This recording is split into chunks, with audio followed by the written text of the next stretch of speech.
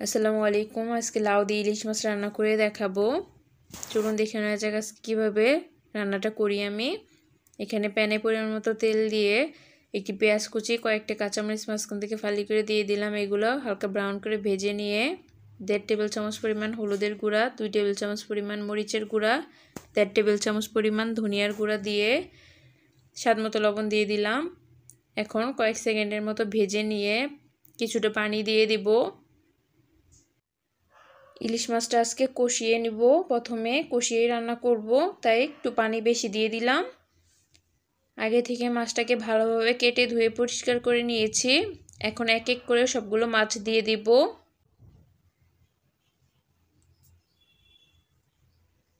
মাছগুলো দেওয়া হয়ে গেলে উপর থেকে ঝোলটা দিয়ে দিব মাছের উপরে আর ঢেকে এখন 5 মিনিটের মতো মাছটাকে কষিয়ে নেব।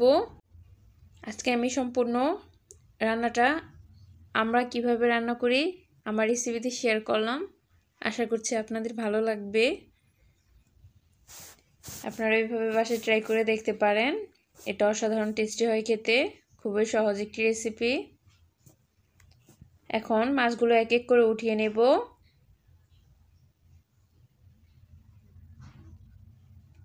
মাছগুলো উঠানো হয়ে গেলে এখন এখানে আগে থেকে কেটে ধুয়ে রাখা লাউটা দিয়ে দিব।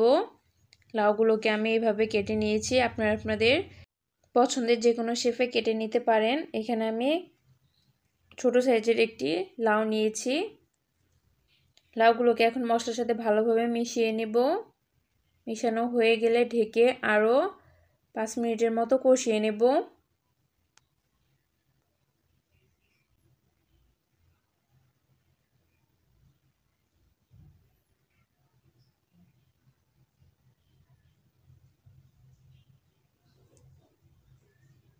পাঁচ মিনিট পর ঢাকনাটা খুলে নেড়ে দেব, নয়তো নিচ থেকে লেগে যাবে। তারও কিছুক্ষণ কষিয়ে নেওয়া হয়ে গেলে এখন ঝোলের জন্য পরিমাণ মতো পানি দিয়ে দিব।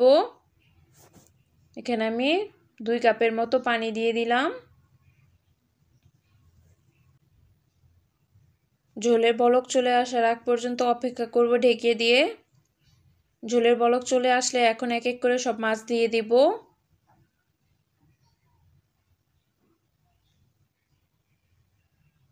মাছগুলো দিয়ে আরও 10-15 মিনিটের মতো রান্না করে নিব।